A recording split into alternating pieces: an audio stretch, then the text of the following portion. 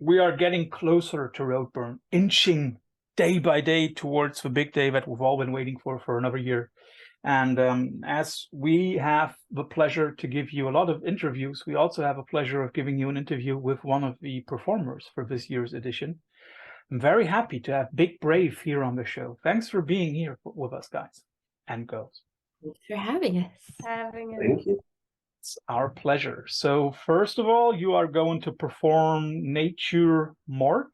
By the way, is it Nature Mort? Is it Nature Mort? However you want to have it. It's Nature Morte. So it's from French. Okay, cool. So yeah. First question here on the show is always, what band shirt, band merch are you wearing today, or do you want to present?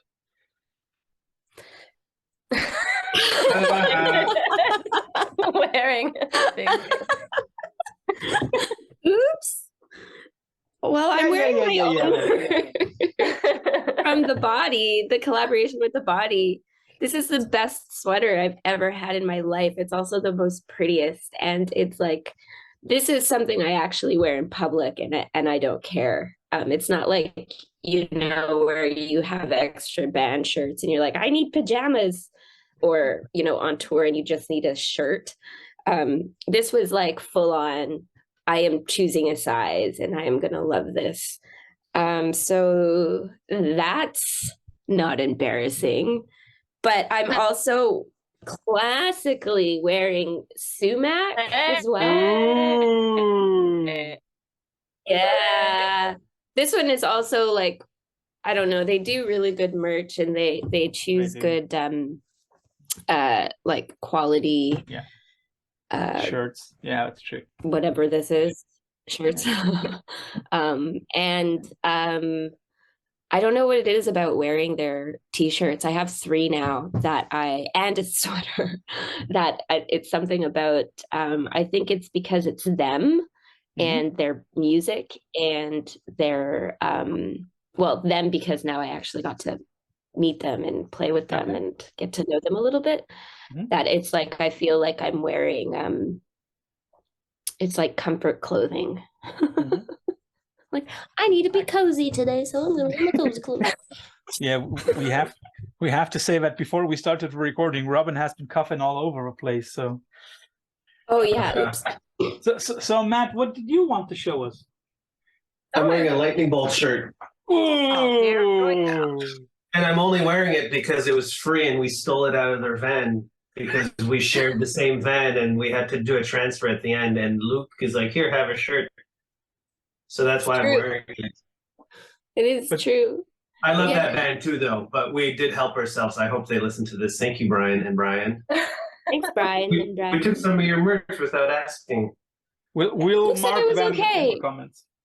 I love robbing other bands. That's what it's all them about. knowing. Yeah. Yeah. Is it even a robbery? Yeah, they don't know. I do love the band though, and I think they know we have the shirts. Oh yeah. So Tassie, are you also wearing some kind of band merch today? Is it just me? I'm gonna. Well, I don't know. I'm gonna say the Elizabeth Color Wheel T-shirt because I wear it pretty often, and I love that band so much. And they're also playing Roadburn, so that's really good. They rule. Definitely. Yeah. So where are we catching all of you right now? I recognize Matt's office space from the last time we talked, so that is something familiar by now. But where are we catching you, Tassie and Robin? In my living room, under my own happy birthday sign. From how many years ago, too? I think more than that. I think 3. I don't know. At least 3. Did Rachel make it, or did you make it? Rachel made it. Yeah. I love it.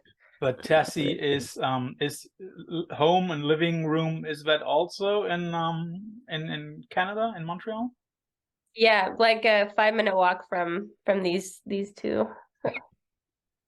Okay. So then we also know where Robin is right now. Yeah. 5 minutes away from me. I am not in Montreal, so Tessie, I don't know where you are. JK. No, I'm in my bedroom / office / pile of laundry place. Don't get me started on that one. Don't get me started on laundry. We still have 3 people. Just too move much it from laundry. one place to the other. I'm like, oh, I need that. So then I just like take it all, and I'm like, okay, there. Oh yeah, 100%. So to start off our like talk about you as a band, and not only about what you're wearing and where you are, a little icebreaker. So how brave would you consider yourselves on a scale from 0, not brave at all, to 10? I'm the first one to go.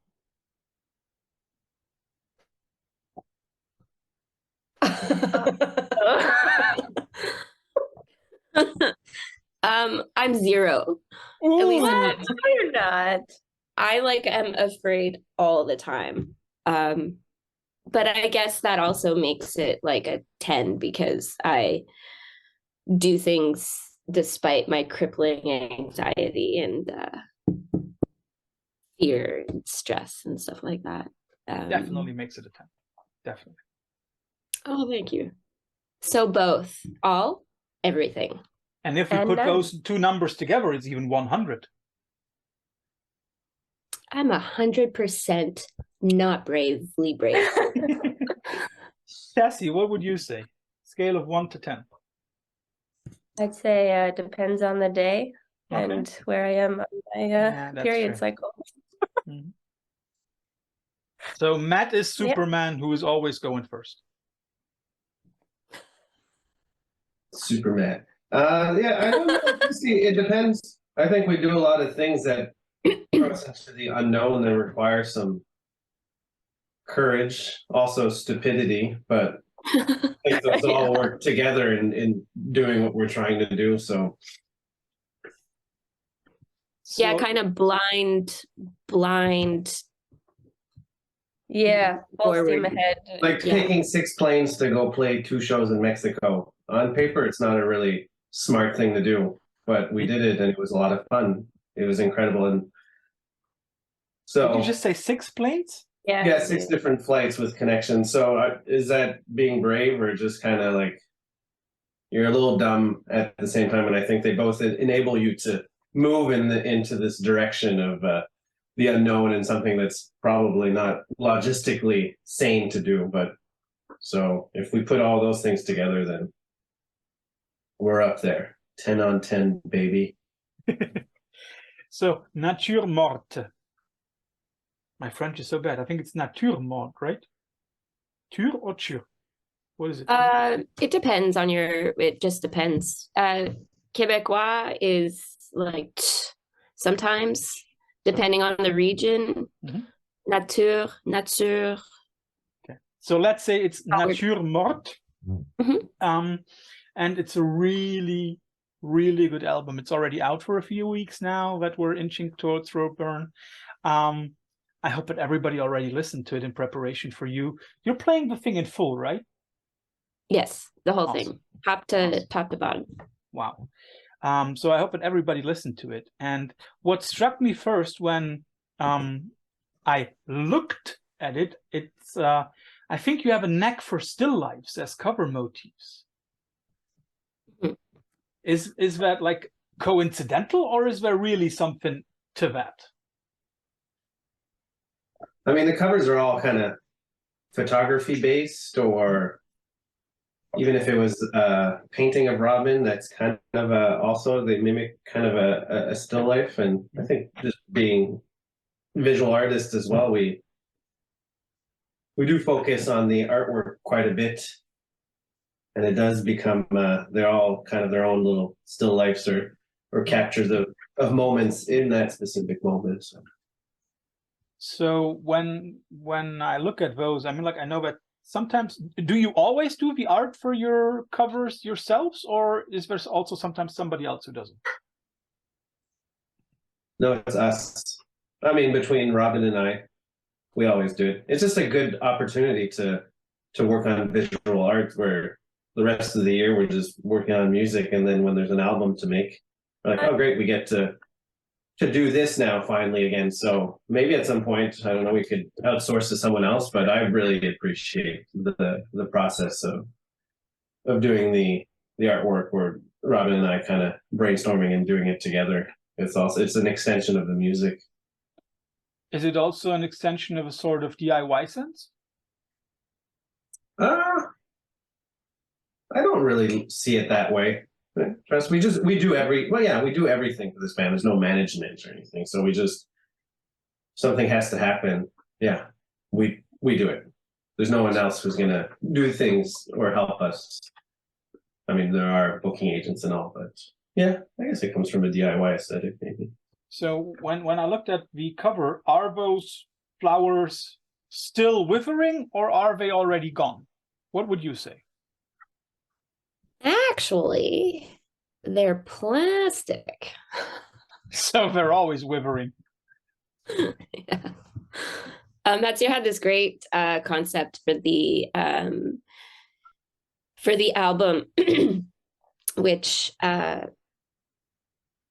was born out of the title and his love for, not to speak for you, sorry, Metzger, but just quickly, his love for sculpture really, really is a huge influence on his visual art trajectory or practice. And that idea of manipulating, it just kind of worked really, really well with the Nature Morte title, it being a still life, like the direct translation. And then like experimenting with what was the whole process, how to photograph it, what it will look like melted as well, because he did take what was it, a blowtorch or No, just a heat gun. a heat gun? It was a big process. Start with the name. Makes sense if you're gonna have that name, which we really liked. Makes sense to have the album art be a still life.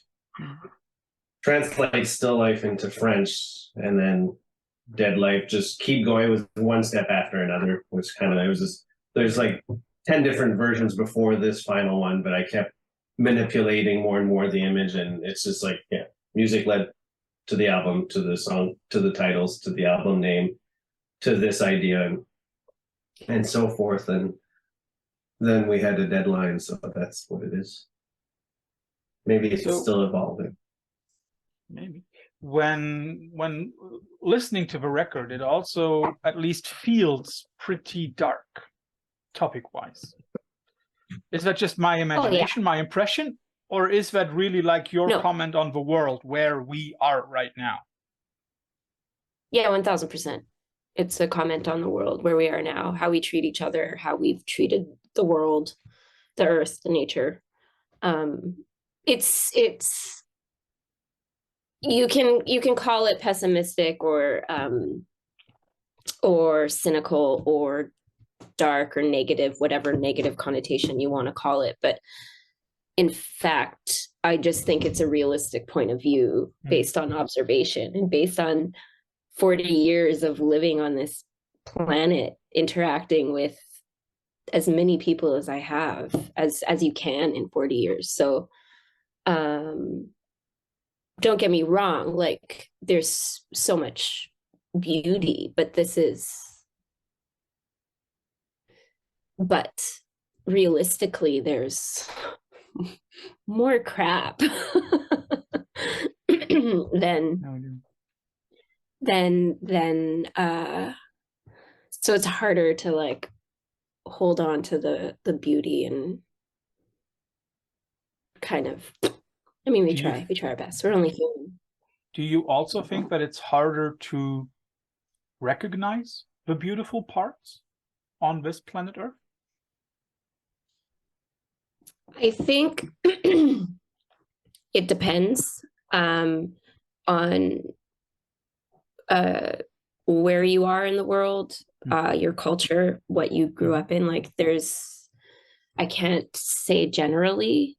I do think that though for Westerners, North America specifically, because I can't say to any other culture, but North American mainstream culture, it's really hard to see, to hold on. I don't think it's hard to see beauty, but I think it's hard to like, it's harder to let it in because the emotions of surrounding stress and anxiety and anger and awe and sadness becomes sometimes way too overwhelming to and stagnant, and then we just sit in it, and then we can't let it flow. We don't know how to let those emotions flow in order to let joy in. And so that's a complicated question with another really weird convoluted answer. But I also don't think that it's I think it also fits very well to the state where we are right now, because I think there are no easy answers anymore, and therefore I rather have a detailed and a little bit lengthy answer than just a yes or a no. But I think in context, we also have to talk about some of the songs, because for a lot of them, the song titles are already in some way programmatic. For example, there is a lot of... Wait, sorry, problematic? Not problematic, programmatic. You know, programmatic? Yeah, I don't know think like where like the title already gives you a clear hint of what you're talking about. You know, for example, when we look at the fable of subjugation, you know, I think that is a very, very, in a very good way, that is a very feminine title, because a lot of times when we talk about subjugation, we talk about women being subjugated to a very male-dominated world, or also the parable of trusting. So I think that in some ways it's a pretty feminine record. Not to say that the others were not, but I think here it becomes even a little clearer than before. I'm pretty sure about what your position on women is, but do you feel as if you, as a band, can make an impact on changing that a little bit more towards the better?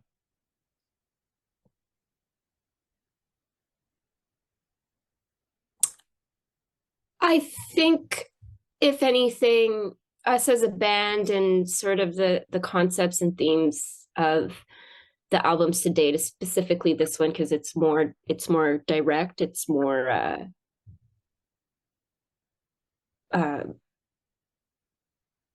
explicit in what we're talking about. But I think I don't know for the better, but at least for just helping not just open a dialogue for some that can't or don't know how or don't have the vocabulary or didn't even know, or but just it's like maybe just a little drop of awareness in a different perspective than what we're normally fed, perhaps.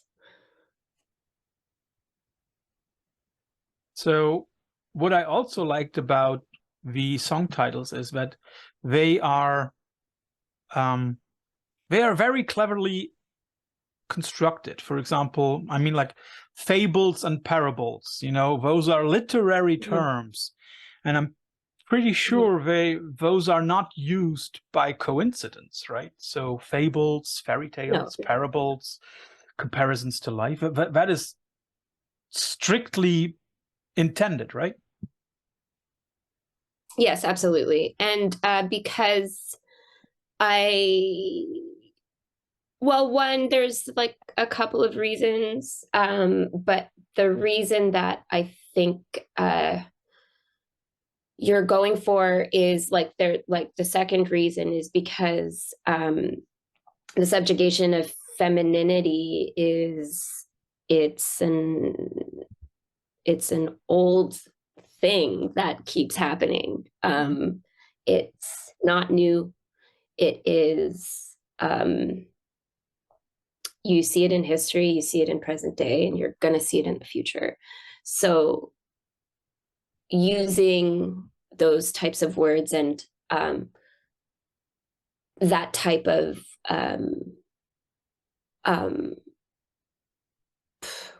what's it called? I don't know, but is what was sort of part of it. Like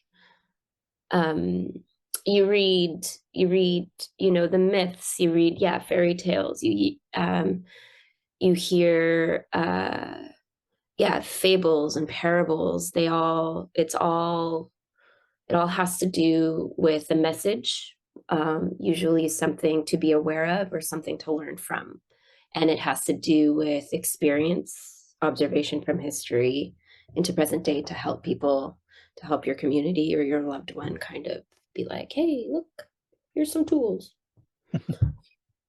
That makes sense.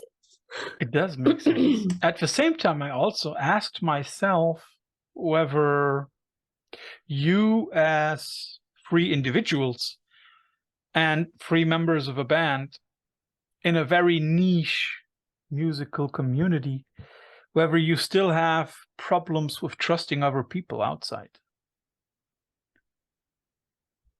Oh, I mean, I think as humans, we are untrusting in general. I think we want to trust. Mm-hmm. I think our natural inclination is to trust and have faith in other people. But I can only speak for myself. But and what I've witnessed loved ones go through and heard about strangers go through is that we try to trust. We do really want to, but then we just get hurt. So then we become untrusting.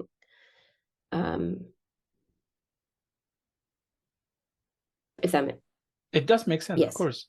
The question is like also, I mean, like this is the latest lineup of Big Brave that has now been active for a few years, and I'm pretty sure it's also going to last a little longer, I hope, because I like this incarnation of Big Brave.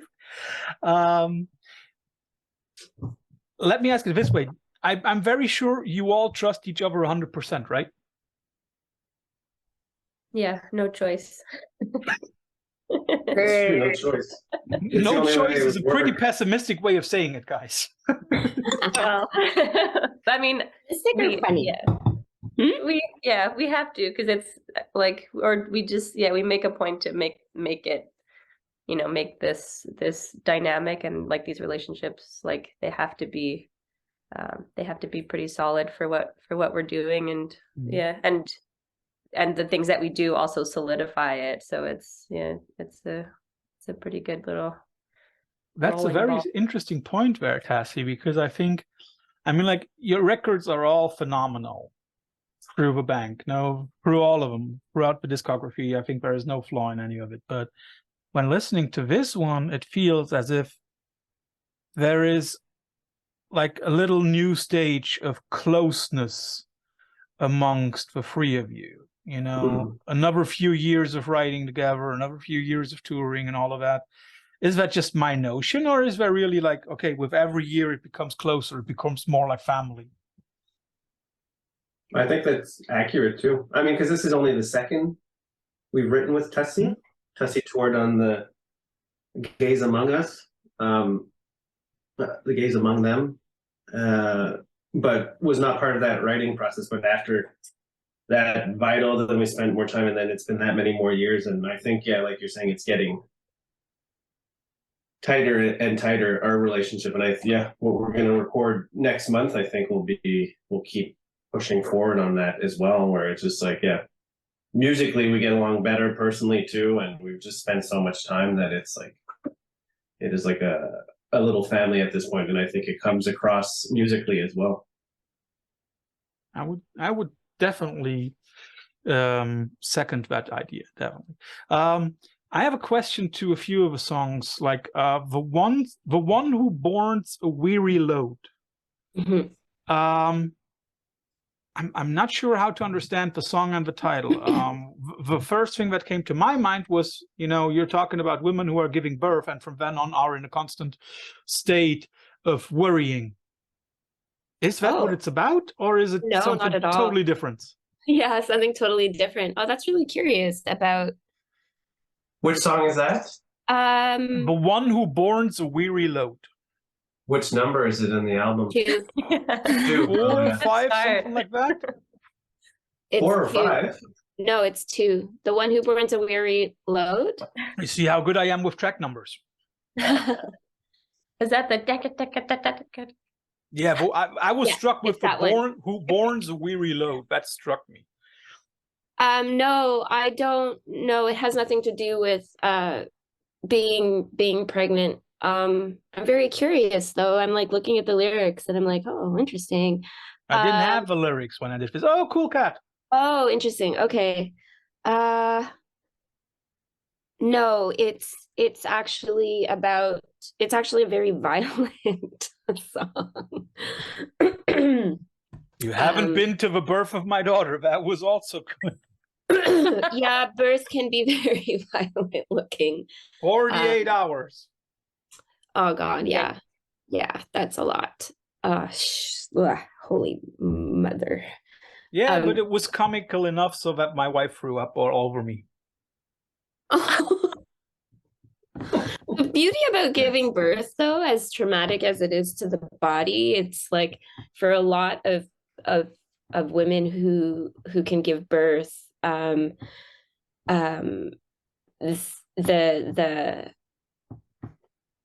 the ability to forget the pain for the most part that they just went through, that insane amount of pain is mind-blowing, and a beautiful thing about human bodies, as like, because you grew a human for so long, and then like your bones are literally spreading to like hold this baby, and then you are basically ripped open.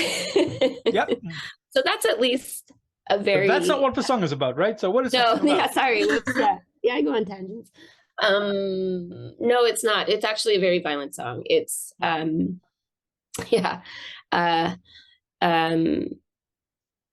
just about, how desire can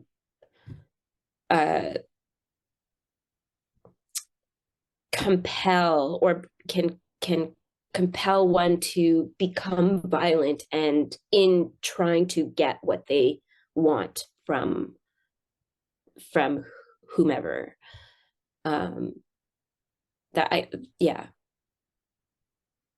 Desire and the violence of desire and greed, I guess. Which is a very good point about the world right now. Can you explain the idea behind the 10 of Swords, the last track, I think? Like lyrically, or? Yeah, what is the song about? Because, that's one of the track titles where I did not see, which I could not make anything. Okay, yeah, the 10 of Swords is actually I know it's a card, right? Yeah. Okay. Yeah. And it's one of the worst cards to get. People will say the Tower is the worst card, and it is. Anyone who has had tarot done, or likes tarot, or is interested in, and those who don't know, the Death card is actually a good card too. But I find that there's like a few other cards that are kind of really are like some of the worst cards to get, and the 10 of Swords is one of them, and that just has to do with oh shoot, what does it have to do with again? It is ruh-roh. It's always Wait, good to if you give find me a a second, I'm point. gonna do this off camera. Hold on. I'm gonna do this off camera. So by the way, Matt Um, and Tassie, is Robin the one who's writing the lyrics? Yeah, Robin. So she should know about it. You two are out of the game right now and you can relax, but she's just under pressure. Okay, so the Ten of Swords, affliction, psychophysical instability, unreliability, hidden pain. That is a general, very, very general meaning of the card. Of course, there's different ways you can read the card depending if it's upside down or whatever. And again, having to do with the concept of the lyrical concept of the album. It is because of it's what happens on the other side of a very shitty situation, or can if or something. Yeah. Yeah, because like the last little bit, like it's just like it just births hurt, shitty actions create shitty feelings. One other track which is very clear also already by its title is My Hope Renders Me a Fool. Do you think that our ability and our desire for hope is something that makes us weak in a way? Oh, hell no. I think that makes us strong. Okay. I think that if we don't have hope, then the only other course is death. Without hope, there's how do you continue? Like without it's like food. If you lose hopelessness, you kind of stop eating, and therefore your body needs actual food to survive. And I feel like our soul and heart need hope to survive. I think it actually makes us strong as hell. Are you then trying to give people hope with this record and with these songs? Good question. I have no idea. What do the others say when you play those songs? Are they for you hopeful or pessimistic? Oh, so how do you mean? Well, the tracks of a new record, when you play them, are those tracks that radiate hope, or are those tracks which purvey, okay, this is a shitty place, let's get through it? I think, yeah, there's a lot of like kind of frustration in them that just like need the release of the song itself or something. So it's like something that is like needs to be expelled or something. Matt, before you answer the same question, Tassie and Robin, are these then songs of catharsis for you? Right, you know, okay, let's vent my anger once and for all, and then have it out. Yeah, absolutely. I think it's just like it's like a point in anyone's narrative. There are points of grief, shame, anger, happiness, love, blah, blah, blah, blah, blah. And then and then again, grief, shame, anger, all of that stuff. I just think it's it's more catharsism. It's more a vocalization of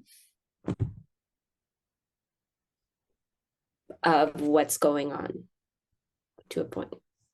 So Matt, the last time you and I talked, we talked a lot about trying to push the limits of playing the guitar and how to get a certain sound out of a guitar. And we both talked about your solo record being bluesy in a very clear way.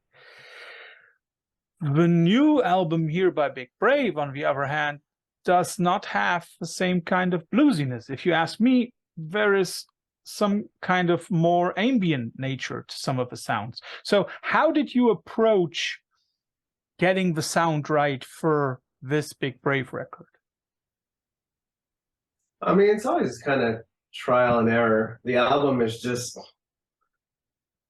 we try to start off with some sort of concept, but it just ends up being what we're able to do. We kind of do our best and try to have it at the end be one cohesive piece of work. So again, it's like, it's trial and error. I think the reference points for this record were probably more folky and more like in the jazz realm, because there is a lot of improvisation too, even though there's a lot of structured parts. There's, I think, more than the other records, especially live, the way we can play these songs where we can communicate with each other much more, and there is much more looseness. And I think even the way we're gonna play this album on tour is already different from the recordings. So that was kind of, yeah, it started off from, let's have something that might musically be a bit looser, where there's a bit more way of communicating with each other. And yeah, whether it's bluesy or not, it's kind of,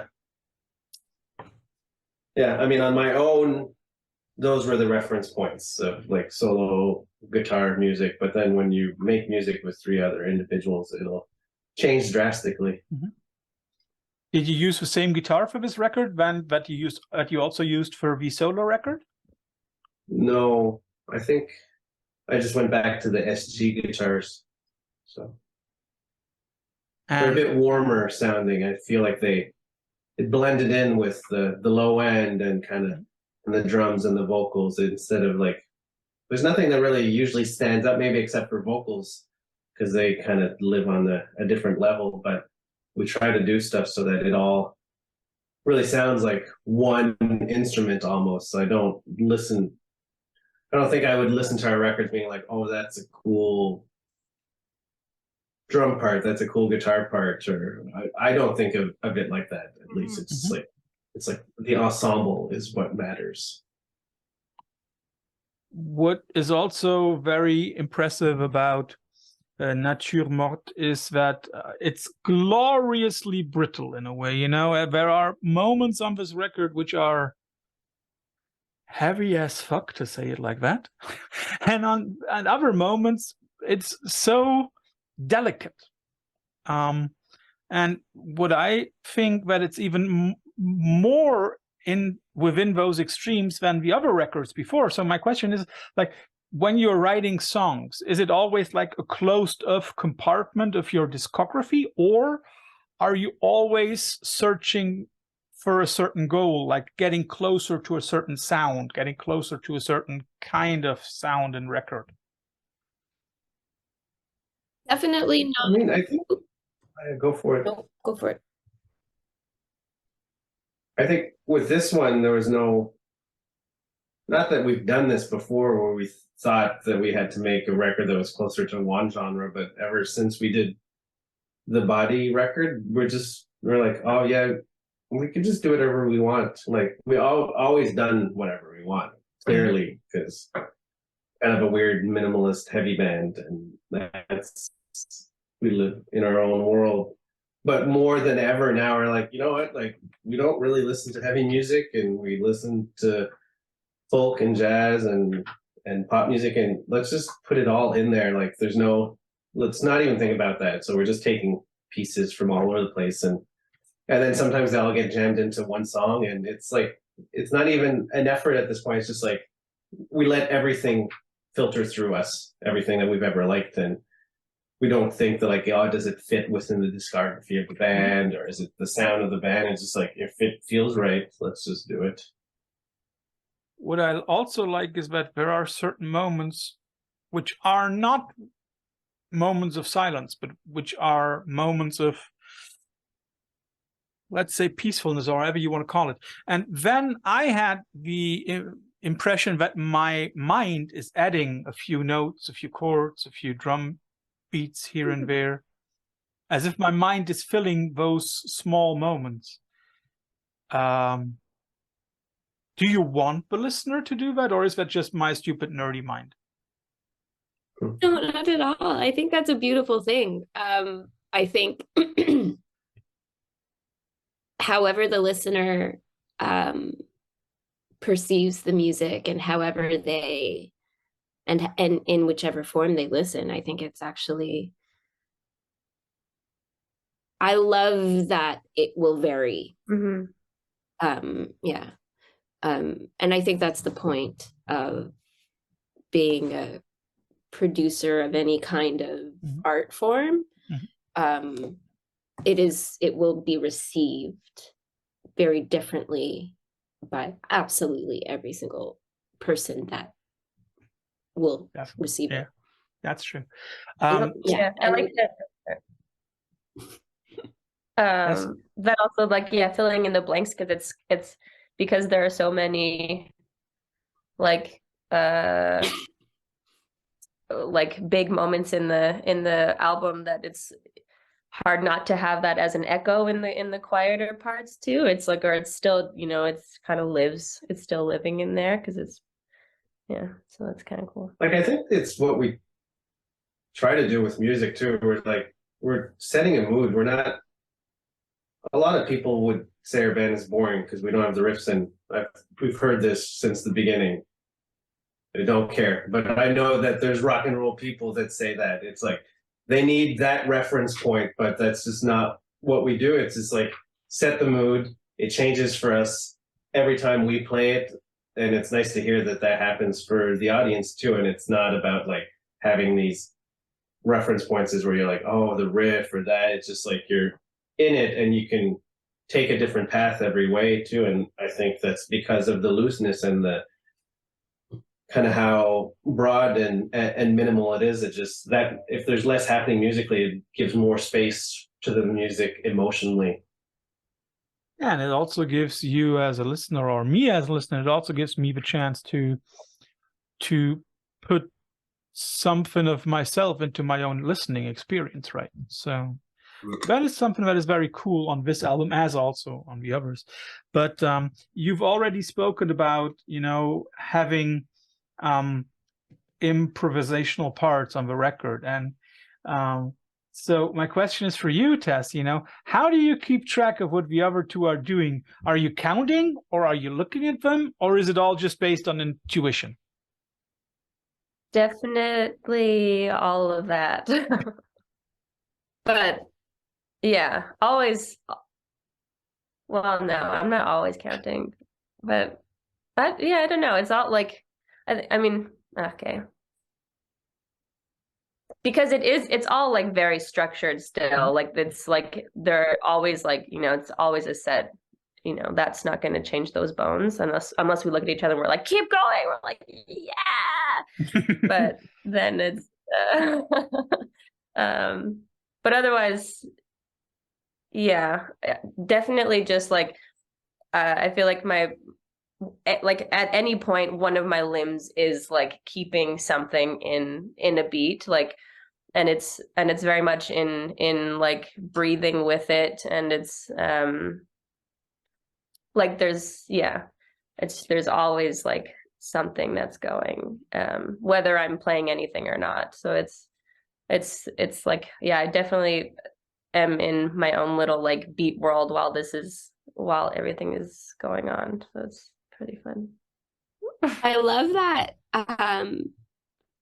that whether you are playing or not is part of it, though. Well, yeah, you don't do, which is a lot to do. Not doing is a lot. Well, it's a choice right. to not do. So you either you're playing or you chose not to play, but it doesn't mean you go to sleep. You're still playing something, even though you're not playing something. You're still like, it's part of the song. Not playing is part of the song. So it's just like, you're not checking out just because. It's not like we saw the one band where he's like, there's no drums, and he left the stage to go on his cell phone or something. We're like, okay, get a break. But like, it's not quite like that with this band. Yeah. Yeah, I think it's also pretty hard to fall asleep behind such a wall of sound, you know. Yeah. Although Could give you bad dreams. You'd be surprised. Oh, you I've have slept during sound check. You've fallen off. It's true. I'll like What? slouch over the drum seat and just like take a little nap. But yeah. Don't do that roper. Now remember, everybody can see you when you're setting up stage. Yeah. Come see me nap. Come see Tassie nap. That's well, we should make that a special act on stage. I'll talk to Walter. Yeah. Yeah, thanks so much. Thanks. Robin, once again, your vocals on this new record are really, really, really good. Is there a certain influence on the way you sing? Somebody you look up to who influences you? On the way I sing, no. But I do have vocalists that I adore. One of like she's a really, really underrated vocalist, and it's Gillian Welsh. Mhm. And I gotta say Celine Dion. Oh my God. Have you not heard her sing? Where does that come from? She's a stick. Forever. Yeah, she's the too. female version of Iggy Pop. Is she? Well, I mean, like, you know. They do look similar. No, Iggy does not have a neck that is that long. That is true. No, but seriously, yeah, Gillian Welsh for sure. And let's be clear about this. I mean, like everybody who ever listened to music and who does not want to look at music from one genre only has to admit, even I have to admit, that Miss Dion can sing. oh Like yeah, nearly right? nobody else can, right?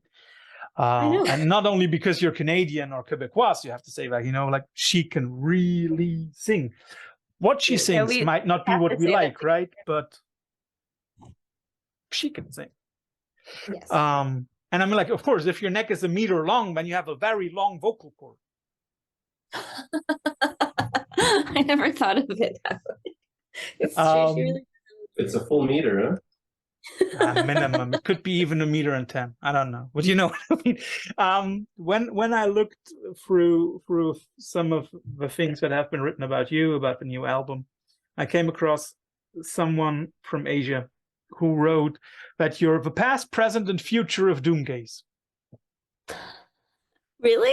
Yeah. And when I looked it up, I mean, like, okay, you are now celebrating the 10-year anniversary of the release of your first EP. So maybe he's right in saying the past, present, definitely. Just forgetting about the joke. How do you feel when somebody writes that about you and your band? I can't help but giggle. Good. That's like, I mean, the way, if anyone feels strongly about what we do in a positive way, it's like I have the same reaction when there are people that come to see our shows. I'm like, what? What? How many people are Oh my God. It's just motivating. It's just like, it's so affirming and so motivating. And That's good to hear. I also don't read most reviews, positive or negative. It screws things up, and then I'm out of reality when I do that. But for the most part, it's pretty fucking cool when people say stuff like that. Have any other of the earlier like Doomgaze affiliated bands like Nadia, Angelic Process, Jesu, all those other bands, have had some kind of influence on you, on your sound? I would say Nadia for sure. We played with them while we were still a kind of a folky band, 2009 or something. 2009, 2010? 10? No. They don't remember playing with us. I brought it up with Aiden. But that was the beginning of like kind of pursuing grittier textures with the instrument rather than like focusing on the textures instead of like the act of what was being played, which was important, but like that kind of taking over. So Radiance of Shadow, I think, was the record maybe around then. It was quite eye-opening texturally a lot. So are you, I don't want to say content, but is it okay for you if somebody puts you in this box of doom gaze? I hate it. Okay, never talk to Matt about doom gaze again. Yeah. Well, like we've always been put into like heavy music categories, which is fine. Or people call us metal, which I think is ridiculous. We're not at all a metal band. No. There's like elements for heavy, but it's not like not because you're a heavy band, you're metal. And I mean, there's nothing wrong with it too, but it gets a bit tiring over the years, I think. I'm pretty sure it does. And I think like we're writing a new record, and it's if anyone calls us metal with this new record, then they're just not listening. So well, maybe you should write a metal I'm looking record forward and to support like Manowar. clearly not being able to be labeled that, because also Yeah, again, there's nothing wrong with it, but categories are also unnecessary at this point. But I mean, like, I think it's changed to being on Thrill Jockey instead of Southern Lord. That might also be something that already shows people, okay, no, this is not your average or regular metal band. Of course not. Yeah. And let's also be clear. I mean, like, if anybody calls you metal, then A, he never heard metal, and B, never heard you.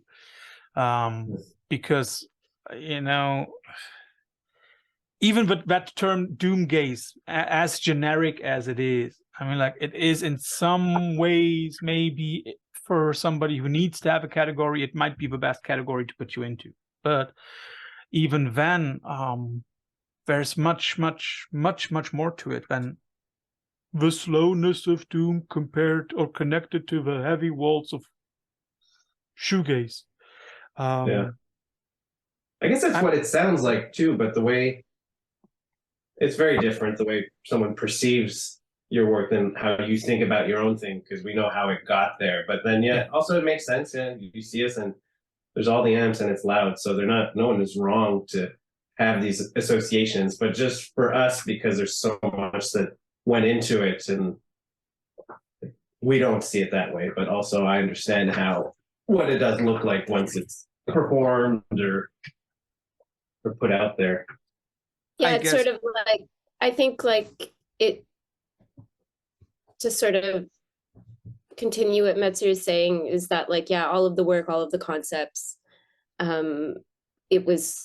it kind of, not that it diminishes necessarily the what we do or what we're doing. It's just yeah, for us, it's just never been, we never set out to create or to fall under a specific genre at all. And since the beginning, sorry? You go ahead. No, it's gone. I was about to say, like, it's probably also because every record that you put out, every song that you put out, for you is the end of a very long process. While as for the box thinking listener, it's just a song. It's not a process. Yeah. Yeah, that's a very good point. Very good point. Exactly. Thank you. I have two more questions before we come to our infamous quickfire round. I'm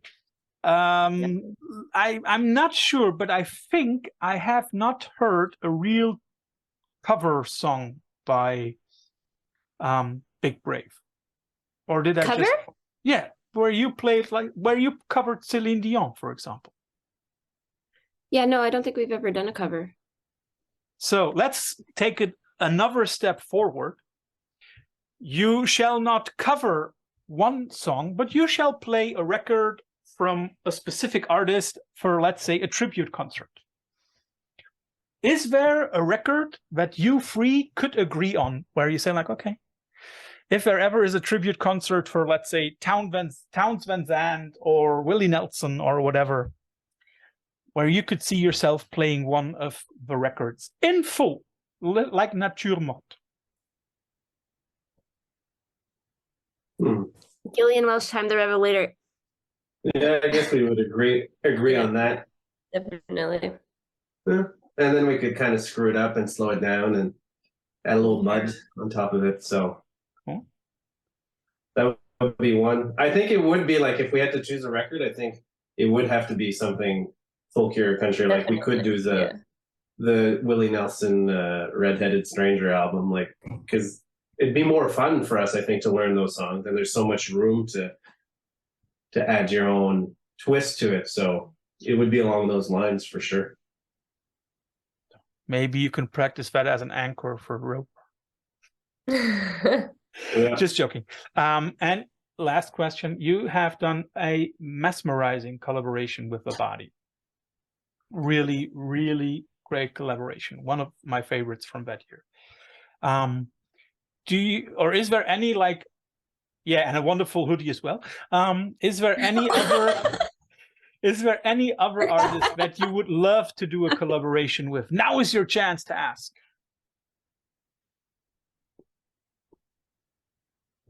Oh. More Mother? Oh yeah. Yeah. Who? More Oh, Mother. More Mother. I understood Wolf Mother. Although I and have a was crush on her, and I don't think I'll be able to like actually be in the same within the same proximity because I'll just become jelly. Dirty 3 would be a fun one. I think Ooh. I would love to. Like, wouldn't it be just fun to make music with those 3 people? Just a I have a super feeling. album Those are along those lines. Those are very nice ones. Okay, so first of all, thanks for all those detailed answers about the new record. Now we kind of roast you a little bit by giving you a few questions where you always get 2 alternatives, like roses versus tulips. Which one do you like more? And choose one of them, give a short explanation if you want to, and all 3 of you have to choose. Let's start with something simple. You've been talking about also listening to pop music. So let's say The Weeknd versus Billie Eilish. Billie Eilish, hands down. Eilish. Hands No down. question. Yeah. Without question. Billie Although I Eilish really is do like The Weeknd though. But I have Isn't to there say like this big controversy with him now also? What? Oh, About come some show on. that he's been- I don't well, I don't know the full story, but about some show that he's working on, and then it's like, I don't know. Seems sketchy as hell, but Why do they always all the dealers? straight up. But Billie Eilish. you know what? I don't know. Maybe I It's like knows black something. metal bands who always have some kind of affiliation to NSBM. Come on. So Matt, which one would you choose? Billie The Eilish, Weeknd or Billie Eilish? Oh, Billie Eilish too, because the songs are cool. And I've never heard The Weeknd. I've only seen him in the Uncut Gems movie. That's my only reference point. I have to say it was one of the worst performances at any Super Bowl halftime show that I've ever seen. The Weeknd. Oh. What, the last one with the... No, not with the last one. It West was Coast like rappers? 4 years ago. And a lot of people celebrated it. And I was like, the dude is just walking through a cabinet of mirrors. Next. Full of Hell versus Primitive Man. Ah, you can't do that. Okay. Female man, because Okay, I know- ISIS- It has to ISIS be versus Old primitive, Man Gloom. Okay, let's skip Full of Hell. Aaron Turner ISIS just versus doesn't Old make Man an Gloom. answer. Can you Old Man just pick Gloom. Aaron Turner? Yeah, Aaron Turner all the way. Yeah, but But you it- have to choose one of those 2. But I just He's a- want to choose him. Oh. Ladies, remember, he's not the talker. Oh, but we love him. Yeah. But still, ISIS versus Old Man Gloom. You have to choose one of them. After the Old Man Gloom set we saw at Supersonic, that was insane. For that reason, it's the last thing in my memory. Yeah. And it was incredible. So just for that, I'll go with Old Man Gloom. Same And I thing. think they're also being pushed into weirder territories. Yeah. At this point. So, I mean, not super weird, but inching closer. So, Jesu versus Nadia. I don't know, Jesu. Naja, Yeah, Naja, just because of the because I love them. Have you met Yeah. them? They're the early best. influences. They're Aiden Not and yet. Leah are Yeah, not super yet. sweet. Yeah. Yeah. Jesu They is make one of great, those beautiful- awesome projects by Justin from Grotflesh. Oh, hmm And I've read a few comparisons of your more ambient songs to Jesu. That's why I thought Jesu. Which continent to tour? Asia or Australia? Because of course, first is America, the North American continent. Second is Europe, of course. well, Asia. Asia. Yeah. Yeah. Yeah, We gotta go. We've Yeah. been trying to convince every band that we tour with to take us there. Have you been to Japan? Do Yeah, we'd like, always love to go. Yeah, do you want to tour to Japan, Asia? Yeah, and why would You we got go a to big fan base Australia? in Japan? I don't know. No. No I clue. just want to go. Yeah, we do this just for the fun of the adventure. Yeah, we're fans of, I mean, of them. So yeah, it's kind of like where we want to. Yeah, boy. I've never been to Japan, and it's like with this band, it's just like where can we go next? And every time we go somewhere new, it's just like a big tick off the bucket list. And Asia is up there for sure. It's like literal dreams come true. Like when we went to Mhm. Mexico. What in the hell? That was amazing. So cool. Is it also? I guess it's also in some ways amazing how many people love your band all over the planet, right? I know. It's so Let's go on. Bolero. Björk versus Diamanda Gallas. I don't know. Björk? Oh, Bjork Yeah, versus Diamanda Gallas. versus. Oh, I don't know the second one. Oh, But one Bjork. of those best performances ever at Roadburn. One of those alternative, classically trained singers.